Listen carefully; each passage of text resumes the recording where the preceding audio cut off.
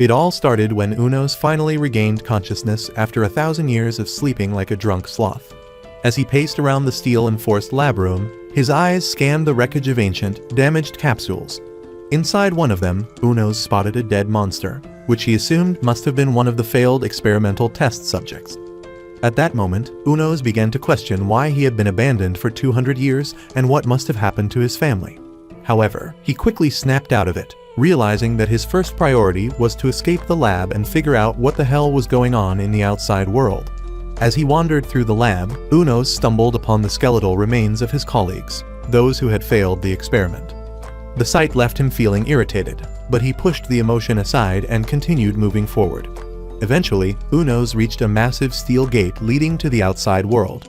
He knew that for ordinary humans, opening such a barrier would be impossible, but as a monster, it should have been easy peasy. With that thought in mind, Unos clenched his fist and delivered an intense punch to the steel door, expecting it to crumble. Instead, a sharp, searing pain shot through his wrist, sending him rolling on the ground, reeling in pain. It was at that moment he realized that just because he had become a freaky monster didn't mean his punch was as strong as Saitama's. Desperate to leave the underground lab at all costs, Unos reassessed the situation. The lab had clearly been constructed with steel to prevent disgusting creatures like him from escaping. However, Unos quickly remembered that his genes had been enhanced. So, with renewed determination, Unos unleashed his razor-sharp claws and began tearing into the steel door with immense force like some crazy beast of nature. It took effort, but eventually, Unos clawed his way out. Now standing outside, Unos knew he needed a better vantage point to assess his surroundings. So, without wasting any time, he parkoured a nearby mountain, relying on his enhanced Spider-Man climbing skills. Once Unos reached the summit, he immediately activated his eye magnification. Using his hawk eye vision, Unos observed the landscape and was stunned to find himself surrounded by a vast, dense forest. A sense of tension crept in, but before it could fully settle, Unos' body instinctively suppressed the emotion. Unos then recalled that emotional suppression was one of the modifications the crazy Frankensteins had implanted in experimental soldiers, transforming them into living war weapons. Jumping down from the mountain, Unos pressed forward through the thick forest, determined to leave the dense forest. Before long, he stumbled upon an abandoned airship. Curiosity got the better of him, and he cautiously stepped inside. Among the wreckage, he discovered a collection of letters bearing the royal seal of the Northern Kingdom of Canaan. As he skimmed through them, he discovered that the airship had been attacked by a monster, leading to its catastrophic crash. Even more shocking was the date on the letter. It had been written 200 years ago. With this newfound information, Unos finally understood where he was, a forest deep in the Kingdom of Canaan. Stepping out of the ruined ship, Unos made the decision to head east, hoping to find signs of human civilization. However, before he could take another step, a horrible fishy smell worse than your mom's coochie violated his nostrils. Instinctively, Unos clamped a hand over his nose, wondering where the disgusting smell was coming from. Suddenly, he heard rhythmic clapping noises coming from the bush. Peering into the bushes, his eyes widened in sheer disbelief to witness a freaky heat session unfolding between goblins and elves. The sight of the elf baddies being manhandled by those vile creatures sent a wave of irritation and fury coursing through him. Without hesitation, Unos decided he was about to be the ultimate cockblocker. So, he charged straight into the Olympic Games of Sin and obliterated every last one of them freaky goblins into extinction. Meanwhile, in a neighboring village, an ugly simp named Liesel was practically foaming at the mouth, completely mesmerized by the humongous Babylonians of a girl named Diera. However, Diera warned that if he didn't secure the bag, he would never get a chance to play with her huge assets. Just then, two other chicks, Gister and Lena, approached the duo. Turning to Liesel, they asked if she was planning to explore the Great Forest, which Liesel confirmed, saying they were absolutely right. Back in the forest, Unos was faced with a giant lizard man, which he literally one-punched like Saitama on a regular day. Afterward, he found meat that had been roasted by the goblins. Having not eaten for 200 years, Unos took a bite of the meat but had an instant spit take because it tasted like it was cooked in the sewers by a blind raccoon. At that moment, Unos realized that after becoming a monster, he must have lost his ability to taste human food.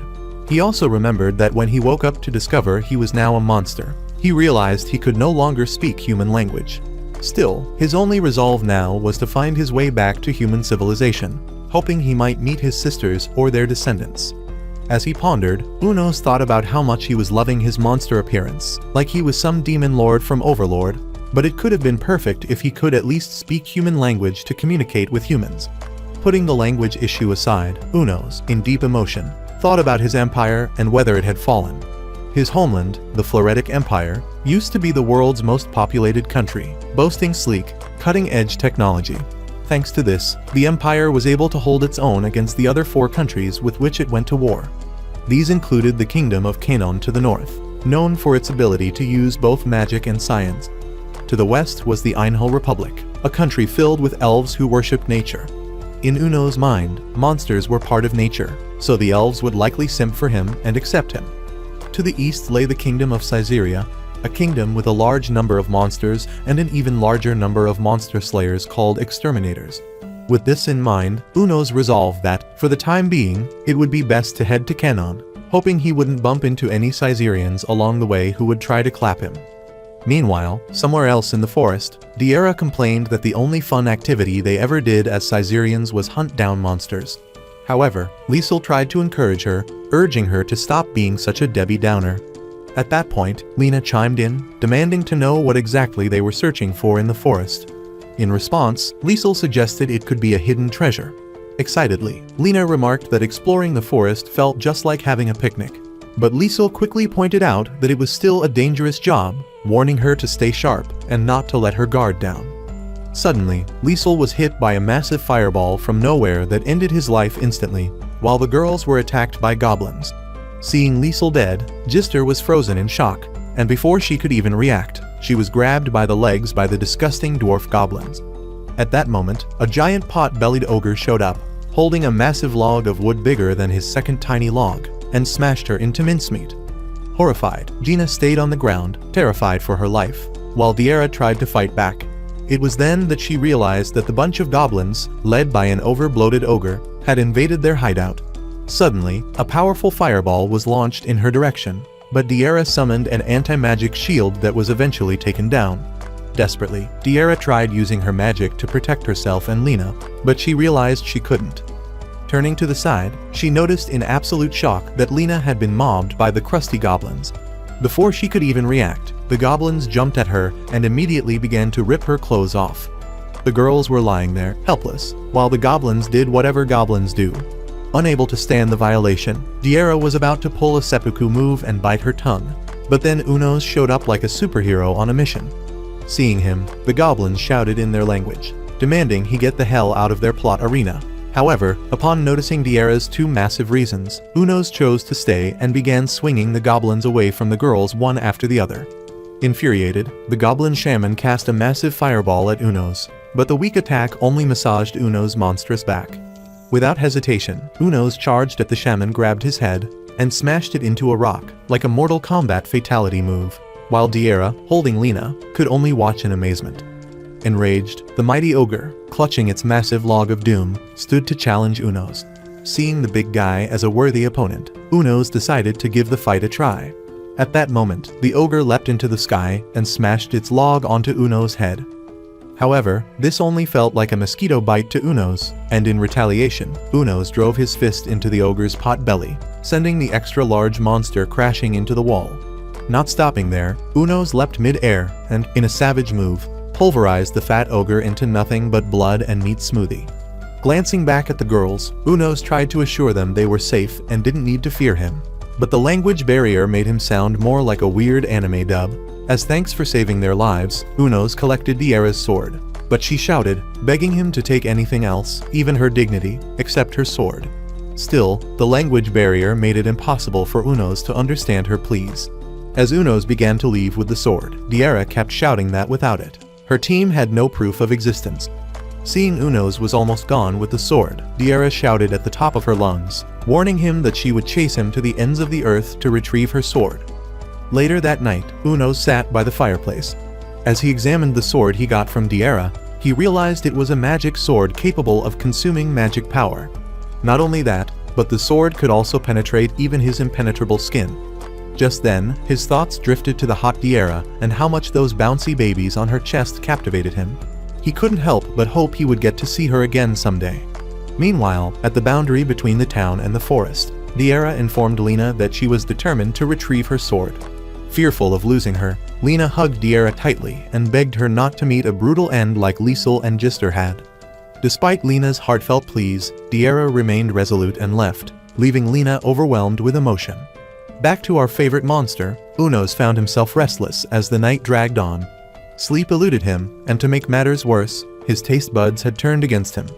Everything he ate tasted bland and saltless, leaving him deeply unsatisfied. Desperate for a decent meal, Unos decided to venture out in search of a human town. As dawn approached, Unos stumbled upon an abandoned town. At its entrance, he spotted an anti-aircraft gun. At the sight of the weapon, a flashback invaded his head, specifically, how his empire had used such weapons to defeat the winged monsters during the war. Shaking off the memories, Unos reasoned that the town's lack of high exterior walls likely meant it was an inner town. Suddenly, a traumatizing stench smelling worse than Satan's armpits assaulted his nostrils. Unos immediately recognized the repulsive odor as the unmistakable stench of those vile, useless goblins. Venturing deeper into the town, Unos wasn't surprised to find a group of ugly goblins playing volleyball with human skulls. Disgusted and enraged, he charged at the smelly creatures, decimating them left, right, and center. However, 3 goblins managed to escape. Noticing they fled in the same direction, Unos suspected something fishy was afoot and decided to chase after them. As he pursued the fleeing goblins, Unos observed that their movements seemed coordinated, as if they were being controlled by something or someone. His chase led him to what appeared to be a school. Inside, the nauseating stench grew even stronger, nearly making him vomit his intestines. But nothing could have prepared him for what he saw next. As Unos entered the main building, he was shocked to his core. There, lying on a bed, was an ugly Lizzo goblin, surrounded by a horde of nasty goblins. This fat goblin was none other than the Goblin Queen, the ultimate breeding factory. In a single day, this shapeless, fatty queen could reproduce up to 34 goblins, meaning that as long as she existed, the number of foul-smelling goblins would continue to grow exponentially. Wasting no time, Unos lunged at the queen, but midway, the smaller goblins mobbed him, desperately trying to protect their queen mother. Unfazed, Unos dismissed them as small fries and went berserk, sending the little goblins flying in all directions. With the little gremlins dealt with, Unos turned his attention to the queen. But the swole goblin queen was so filthy that Unos refused to get within 10 feet of her. Instead, Unos picked up a stone and, like a javelin thrower at the Olympics, hurled it directly at the queen. The stone struck her fat hand, tearing it off. Although Unos had aimed for her head, Unos quickly grabbed another stone and launched it again. This time, the stone hit its mark, blowing a massive hole large enough to fit your big head in her squishy stomach. Unos then cleared the last of the goblins standing in front and, finally, took her head off. With his body now reeking worse than a dumpster behind a seafood restaurant, Unos decided to find a nearby river to wash off the stench. Desperate to wash off the stank, he went looking for a river, but instead, he stumbled upon the town's shopping mall. Without hesitation, Unos entered, grabbed a backpack, and filled it with useful items, a frying pan, some home appliances, and finally, a stash of canned foods. As he packed, Unos also remembered to gather newspapers and magazines related to his empire.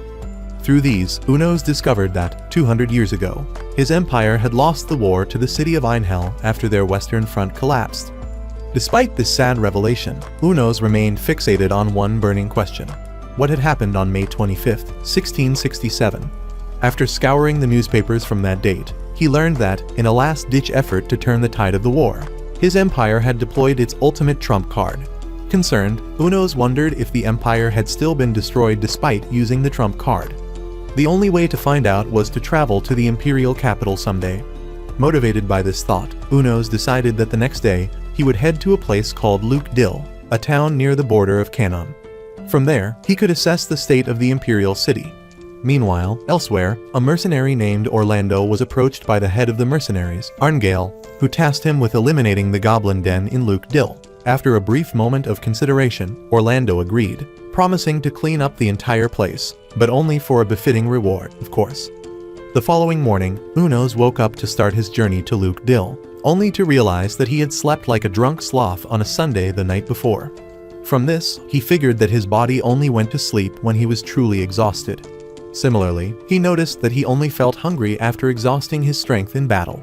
Sometime later, Unos finally arrived at Luke Dill, but as he approached, he suddenly noticed a bunch of goblins fleeing frantically outside the town's gates. Surprised, Unos wondered if the goblins were in conflict with the Canon people. Curious to investigate, he activated his cloaking ability to hide himself from everyone's sight. Once inside the city, Unos was shocked to see 50 members of the army surrounded by an enormous horde of goblins. These soldiers were Orlando and his team, who were clearly at a disadvantage against the overwhelming number of enemies. Despite the odds, Unos could tell that Orlando was a skilled commander who knew what he was doing. Orlando and his team fought fiercely, refusing to hold back even as they were clearly outnumbered. Their determination paid off, and before long, the enormous crowd of goblins was annihilated in the blink of an eye. After the battle, Orlando instructed the team's mage, Cassetta, to use his magic to search for survivors. As Cassetta cast a wide-range spell to scan the area, Unos, who was hiding behind a boulder, began to feel itchy. Worried that his cover had been blown, Unos took off running. At that moment, Cassetta alerted Orlando that a monster was on the move, prompting Orlando to order his team to pursue it immediately. In an attempt to escape, Unos began parkouring through buildings while Orlando and his team chased after him. Realizing they needed to stop the monster, Cassetta summoned a wall of fire that completely surrounded Unos, cutting off his escape. With no way out, Orlando finally caught up to him, pointing his sword at Unos as a challenge to a duel. Though Unos wasn't in the mood to fight a human, he decided to engage, knowing they might not show him the same mercy.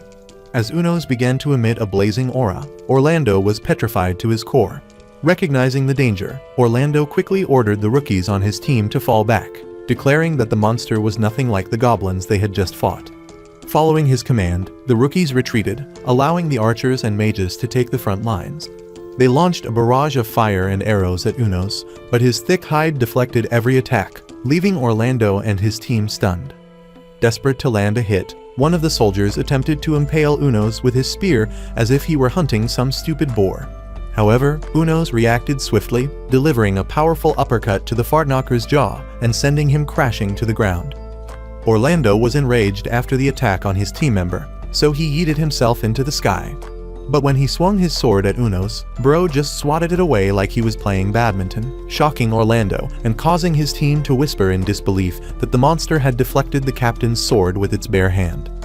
At this point, Orlando stood frozen, staring at Unos in fear of the fearsome creature.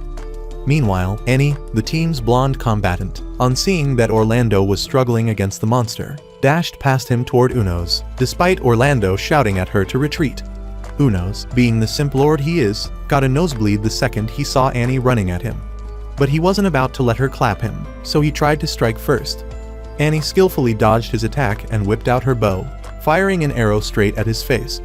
Surprisingly, Unos caught the arrow with his mouth, leaving Orlando and his team watching in utter disbelief. Unos then grabbed Annie with his giant monstrous hand and, like a creepy simp, began to measure the size of her well-rounded melons. Desperate to escape his cultured grip, Annie slipped free, accidentally removing her top in the process and revealing her well-shaped milk bags in 1080p.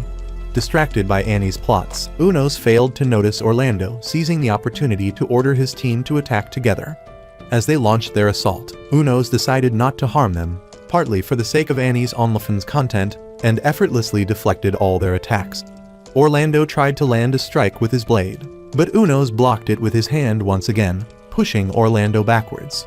Annie, still determined to win the fight, lunged at Unos with a magic sword, and this time she managed to slash him across the waist, causing blood to spill. For a moment, she smiled triumphantly, but her victory was short-lived as Unos's injury healed almost instantly, leaving both her and Orlando completely stunned. As Orlando's Delulu team surrounded Unos, they finally realized that this was a monster far beyond their capabilities. Not wanting to risk the lives of his team, Orlando decided to sacrifice himself to ensure their escape. He thought it best to act as a distraction, though he wondered how long he could last against such a foe. While he was still contemplating the situation, Unos stepped forward and pointed his finger at Orlando. At that moment, Orlando was shocked as he deduced that Unos was signaling for him to save everyone by sacrificing himself. Without hesitation, Orlando ordered the rest of the team to retreat, explaining that the monster wanted a one-on-one fight with him. Concerned, Annie shouted at Orlando, telling him not to be a fool and to play the hero because he couldn't win. However, Orlando snapped back, asking her to shut her pie hole and cover up her exposed milk bags. With tears in her eyes, Annie called him an idiot and begged him not to engage the monster. Still, Orlando turned away from her, stating that he was fully aware he was too weak and useless to face the monster. But as long as none of his teammates died, he was willing to sacrifice himself. With that said, Orlando grabbed the hilt of his sword and resolved to send his teammates back alive, even if it meant giving up his own life. At that moment, he raised his sword to the sky, ready to launch an attack, while the rest of his team could only watch in fear. However, before Orlando could even begin his strike, Unos charged in at twice the speed of Flash and grabbed Orlando's hand mid-air. To the team's utter shock, Unos lifted Orlando like a toy while Orlando desperately tried, in a last-ditch effort, to grab his second blade, though his hand was already bleeding profusely. While suspended in the air like a fly, the team screamed in fear, bracing themselves to witness Unos chew off their captain's head. But suddenly, Unos spat in disgust, yeeting Orlando to the ground, as the horrible smell emanating from Orlando's hair was worse than Shrek's mushy underside. Orlando stood up, demanding to know what had just happened, while his team, embarrassed, asked Orlando when he had last washed his disgusting hair. Orlando replied sheepishly, admitting he hadn't washed his hair since birth. Having survived entering Nirvana from the bacteria-infested hair, Unos decided to leave and moved into the forest, where he strongly perceived the smell of blood. Concerned, he decided to investigate where the smell was coming from. Following the nasty smell, Unos stumbled upon a horrifying sight: corpses mutilated everywhere. As he observed the scene, he noticed that the carnage wasn't the work of a monster, but of bandits, as the victims' personal belongings had also been stolen. Determined to pursue justice, Unos decided to follow the trail left behind by the carriage like a bloodhound on a mission. After running at full speed, Unos suddenly spotted the carriage in the distance. As he charged toward it, the bandits realized a literal monster was chasing them and immediately fled, abandoning the carriage. Unos, curious about what was inside, decided to investigate. Upon opening it, he froze to find 5 unclad, terrified girls with their chesticles on full display. Being a milkman at heart, Unos took a moment to enjoy the censored view before deciding to chase after the bandits, who were likely planning to sell the girls at their hideout. After mentally capturing the girls' plots for some hand-pumping later, Unos closed the carriage curtain and refocused on his mission. Determined to find the bandits, Unos activated his heightened sense of smell, like a police dog, and tracked their scent to a nearby cave. Without wasting any time, Unos turned on his cloaking ability and stealthily entered the cave. Inside, he noticed that the place was surprisingly neat. As he moved deeper, he discovered a prison filled with skeletons and malnourished children, which infuriated him to no end. Declaring that the bandits deserved no mercy, Unos pressed on. Deep inside the cave, Unos began to hear the voice of one of the bandits apologizing to their boss for abandoning the carriage. Unos found this strangely sus, as he normally couldn't understand human language. At that moment, he began to doubt whether the bandits or their boss were even human. At the end of the path, Unos noticed a very short door, fit only for Kevin Hart on a tricycle. Due to his enormous size, Unos couldn't enter normally.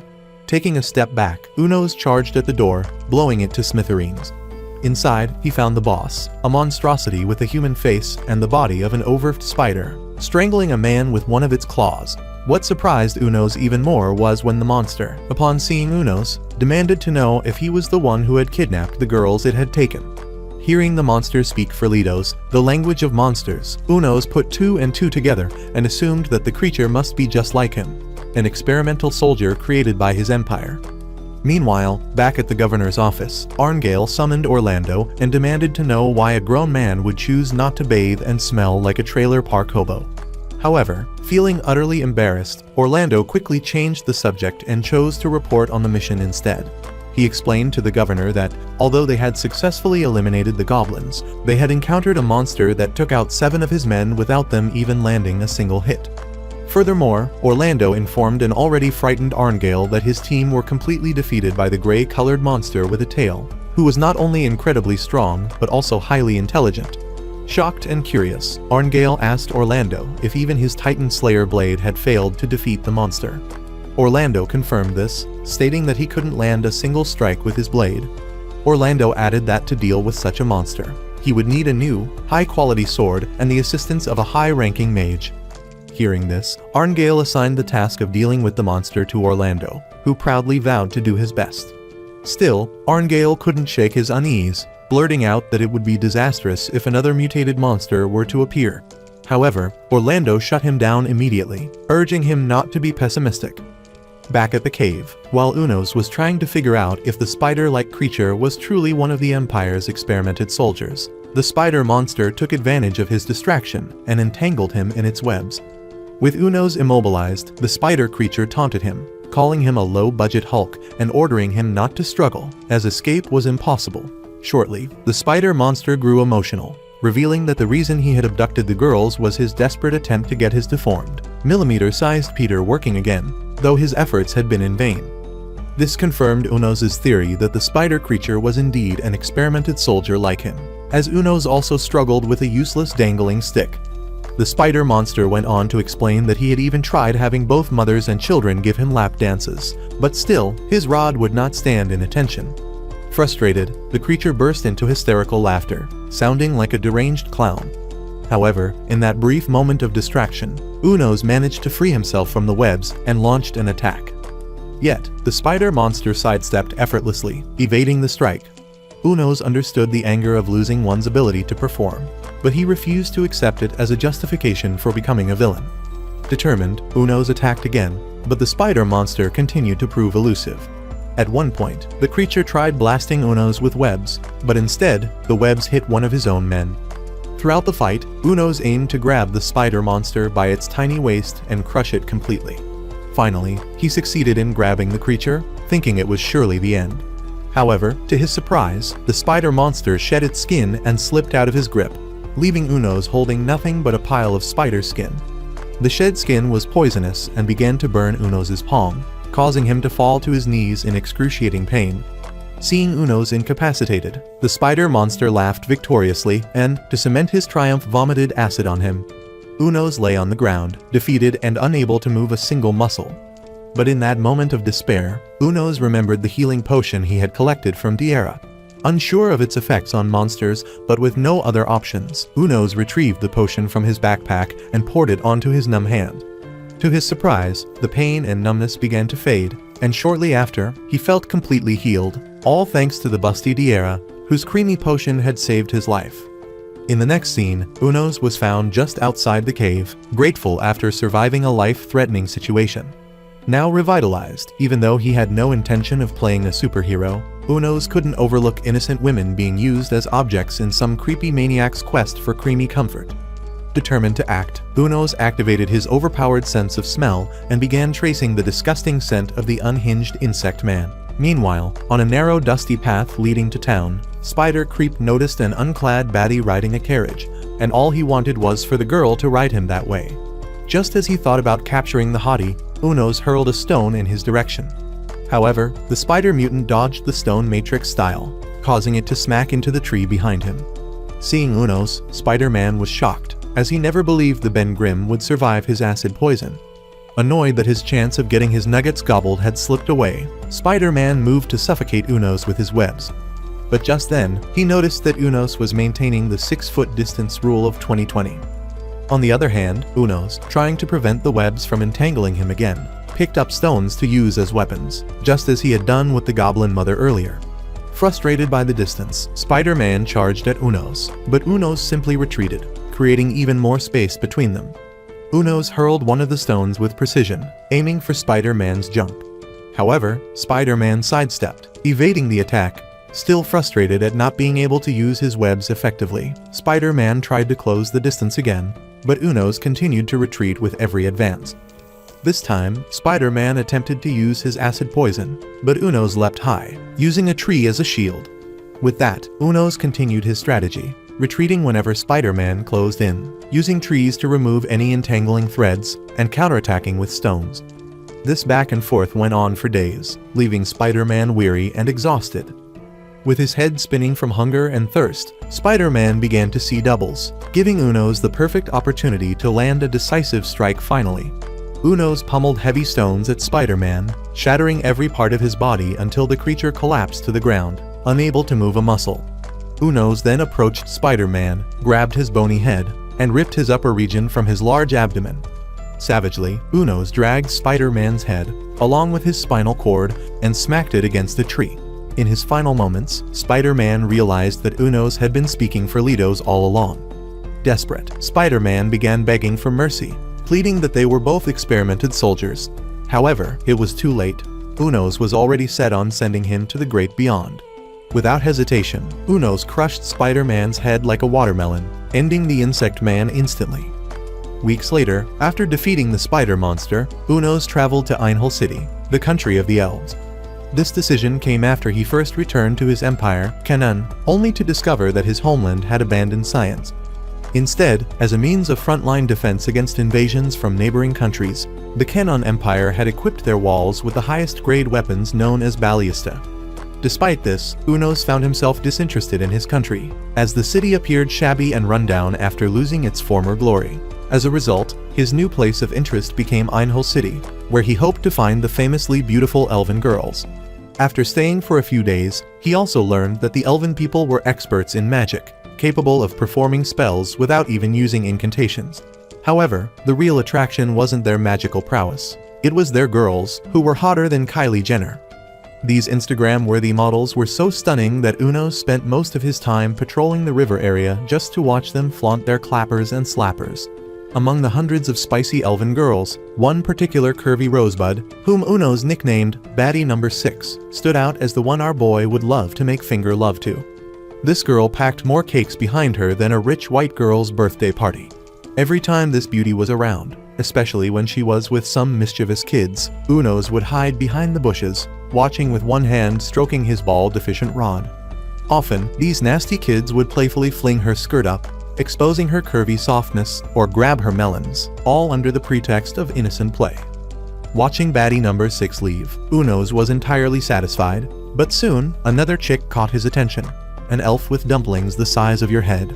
This girl had been nicknamed by Unos as Baddie Number 8, and she was the most terrifying and captivating of all the elven chicks. Unos was particularly interested in her because of the enormous size of her juice bags. Baddie Number 8 always had 2 attendants beside her whenever she came to the stream, which suggested that she might be someone of significant status in the country. Furthermore, this girl rarely opened her eyes, which Unos found even more intriguing.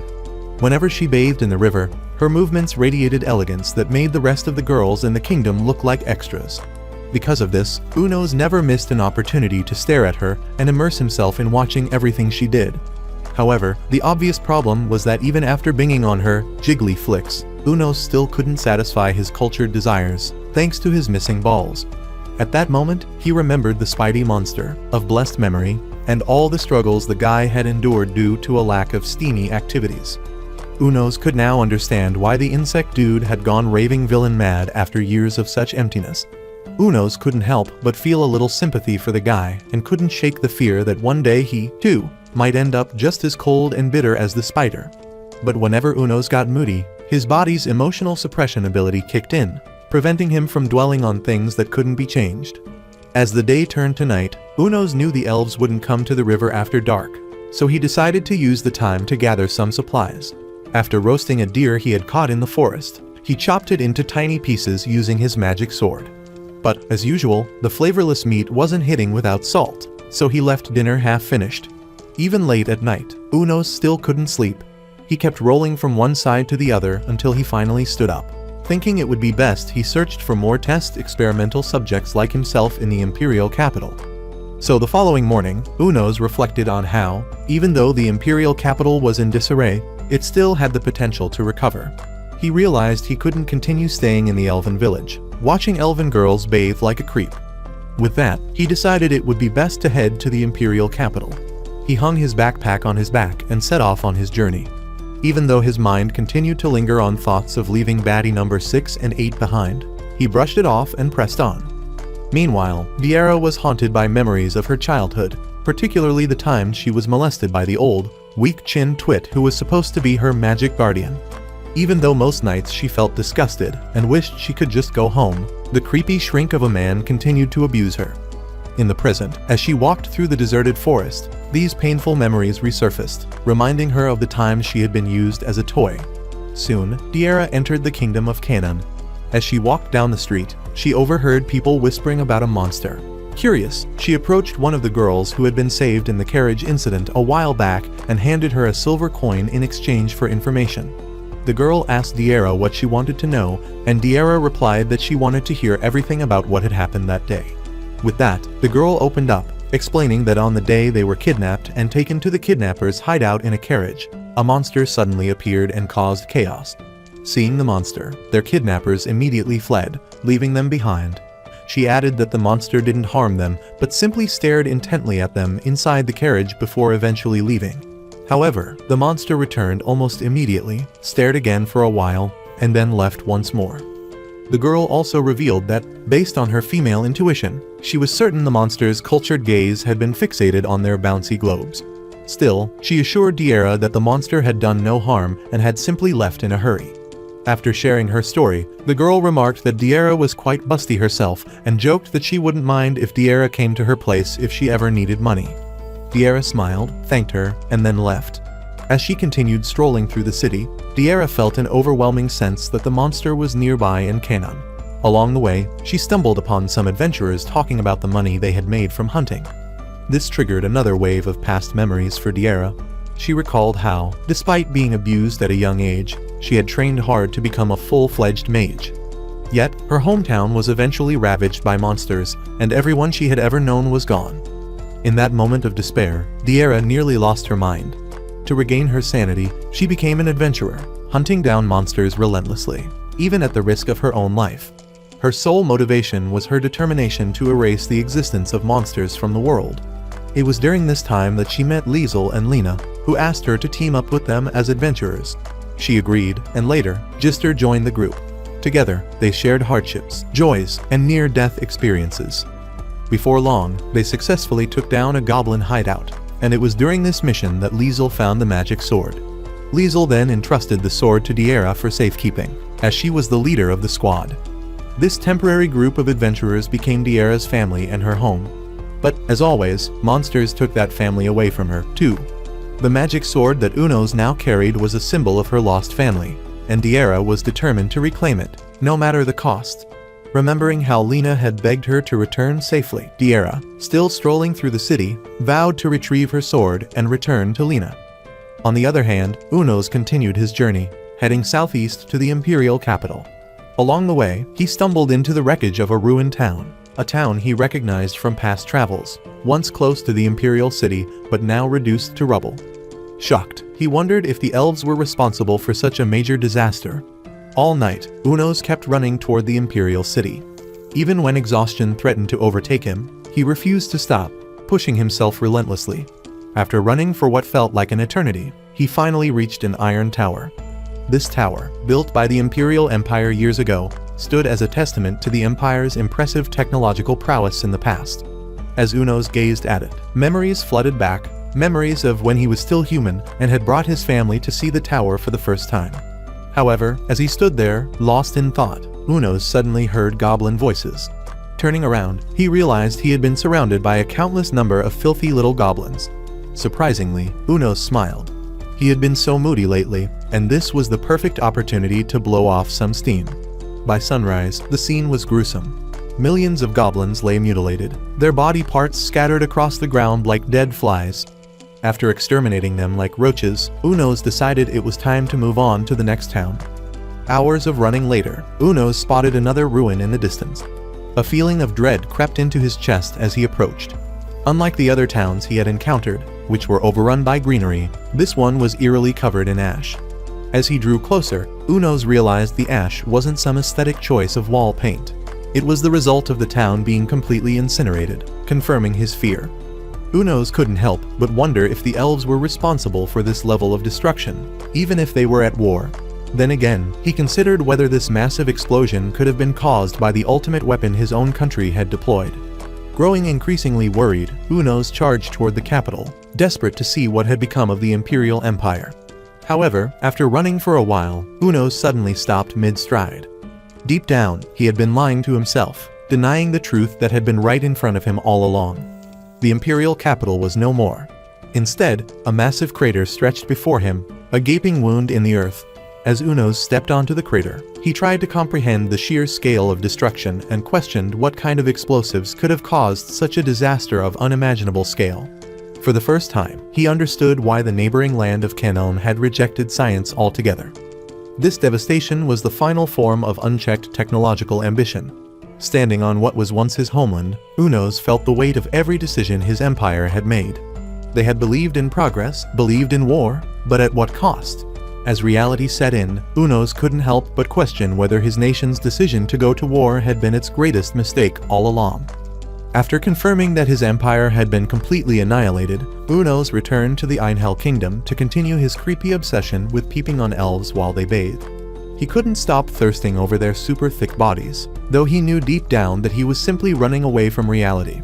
Just then, a thought crept into his mind. He wondered if, despite his empire's destruction, there was still a mentally deranged scientist out there who could turn him back into a human. However, after some deep reflection, Unos dismissed the idea as mere wishful thinking. Even though he appreciated his monstrous form, a part of Unos still longed to be human again, if only to escape the loneliness that haunted him. Just as his mental strain was about to reach its limit, Unos felt a flicker of gratitude. Though he didn't have a partner, at least his baddie number 8 could keep him sane simply by staring at her extra-large boongas. If he couldn't return to being human, Unos decided it was best to accept his fate as a monster. After all, even as a monster, he believed he could still find enjoyment in life. He just had to work toward it. But there was one major problem: the food. Every time he tried to eat, the taste was bland and lacking salt. Unos concluded that to truly enjoy eating, he needed salt. However, as a monster, he couldn't simply walk into a store and purchase it. He would have to steal it. With that decision made, Unos resolved to head to Kanon to acquire some salt by any means necessary. Meanwhile, in Kanon, Orlando's head was about to explode. A blond man named Edward stood before him, scolding him for his inability to read. Feeling embarrassed, Orlando retorted that he could at least write his name. Edward, unimpressed, pointed out that while everyone else had been studying, Orlando had spent his time binge-watching the hub while jacking off like a fool. Holding up a document, Edward sighed and remarked that since they didn't have years to wait for Orlando to learn how to read, he'd just read the important parts to him. After reading the report, Orlando placed his hand on his chin, stunned. The document revealed that Unos, the monster, had single-handedly destroyed the goblin colony, including the goblin mother. Orlando quickly deduced that with the level of threat Unos posed, it was only a matter of time before the monster caused even more destruction to human society. If that were the case, Orlando assured Edward that the bounty on the monster's head would increase, and his team would be the ones to claim the reward after eliminating him. But Edward immediately shuts Orlando up by warning that first, he actually had to eliminate the monster. Edward then reported that to combat this new species of monster, the team had purchased sharp swords, but the cost was draining their funds. Orlando, placing his hand on his chin, pointed out that even with the new weapons, they would still need a skilled mage. Edward quickly informed him that there was a severe shortage of excellent mages in the kingdom, which frustrated Orlando. Orlando stated that all he wanted was a hot mage who didn't charge too much and had jizz-worthy chesticles. Hearing this, Edward smirked and said he would relay the request to Annie, but Orlando froze and begged him not to tell her about their conversation. Edward, ever the opportunist, replied, saying if Orlando didn't want Annie to know, he'd have to bribe him with a bottle of 2000-year-old wine from the tavern. Orlando was shocked at hearing this but reluctantly agreed. Just then, Annie and the rest of the team walked in, demanding to know what was going on. True to his jerk nature, Edward didn't waste any time announcing that Orlando was giving them all a treat. Meanwhile, back with Unos, on his way to Kanon, he bumped into a group of frightened bandits who had just murdered some merchants and were about to steal their caravan. What angered Unos even more was the sight of a pretty girl lying in a pool of her own blood, with her average-sized melons molested. The horrific scene infuriated Unos to no end. Just then, he noticed that the ragtag squad of bandits had surrounded him, ready to attack. With his anger already boiling, Unos didn't hesitate. Using his powerful fist, he turned one of the bandits' heads into nothing but mincemeat with a single punch. The other bandits, witnessing this, tried to flee, but Unos was relentless. He savagely impaled one from behind with his fist and followed up with a brutal kick to the back of another. The last bandit, trembling like a leaf and nearly wetting himself, cowered on the ground, and at that moment, Unos recalled his busty mentor's advice: always get on people's nerves. So, without hesitation, he punted the bandit's head like a ball, sending blood spewing from the neck. After this brutal annihilation, Unos felt a pang of regret. They were humans, after all. However, he quickly consoled himself with the thought that the bandits had taken innocent lives and deserved their fate. As compensation for dealing with the bandits, Unos took 2 jars of salt from the merchant's caravan. The thought of finally being able to season his meat properly and cook the variety of dishes he loved filled him with joy, more joy than a fat kid seeing a burger. He also picked up a water jug from the caravan, intrigued by its elaborate design and the assumption that it was more expensive than your cheap haircut. However, upon realizing the jug had a hole at the bottom and was more useless than a lifeguard at the Olympics, he decided to discard it. As Unos relaxed on the ground, he began thinking about finding a proper container for his salt. Reflecting on his recent travels, he realized he had been going back and forth between Canaan, the Empire, and Einhol far too often. It dawned on him that establishing a proper base in the Empire would make his movements much easier. The idea of a secret hideout stocked with essentials near the border of Einhol and Canaan excited him. So, after some thought, Unos decided to start building his secret base as soon as possible. So, the following morning, Unos set off toward his homeland, carrying a jar of salt with him. As he approached a place called Idris, he noticed something strange in the bushes. The object had a bright color, making him wonder if it was an artifact. With the trees obstructing his view, Unos decided to move closer for a better look. Moving closer to the target, Unos discovered a secret facility eerily similar to the one he had woken up in. Staring at the building brought back nightmare memories of the painful experiments he had endured. Meanwhile, at the fortress in the former Imperial territory, Diera was hired as a mercenary mage by the Canaan soldiers and found herself facing off against goblins that had taken over the wall.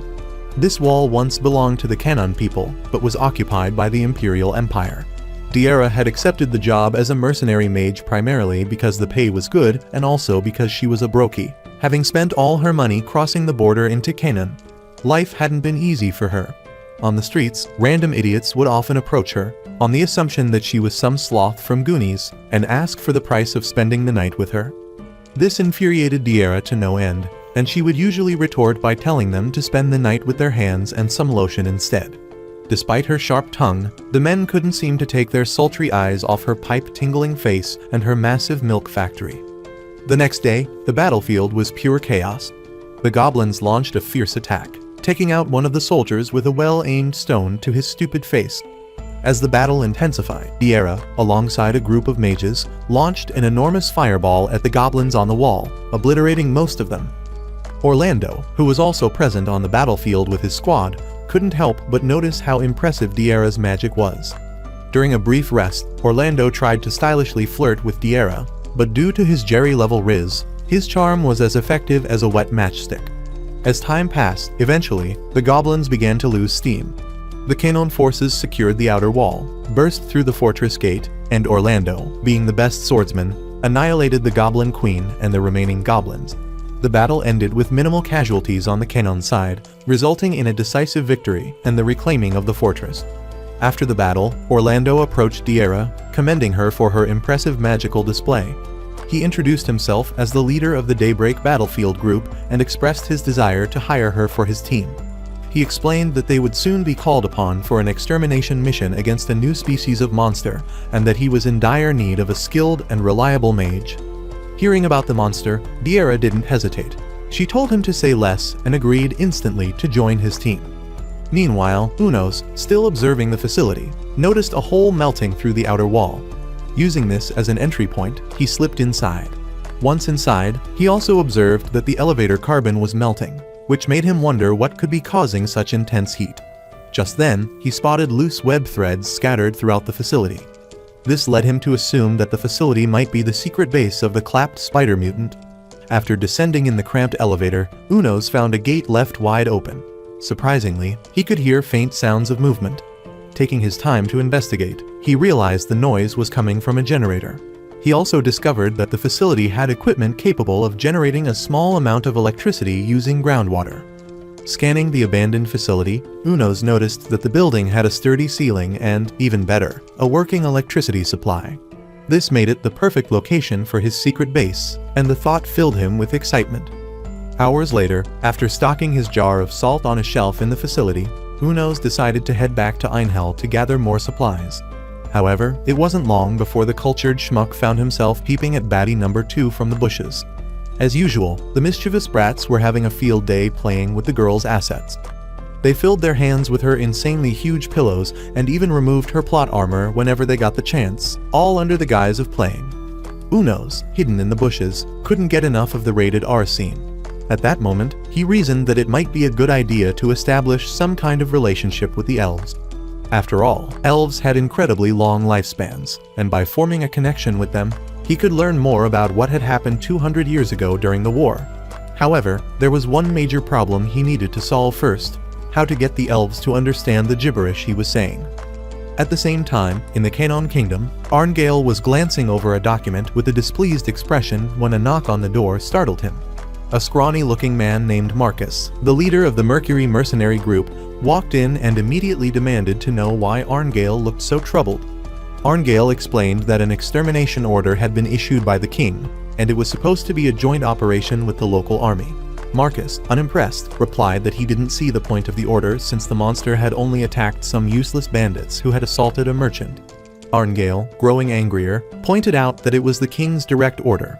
He added that the monster had also stolen an item called the replica of water sources, which was supposed to be the symbol for a new town being developed.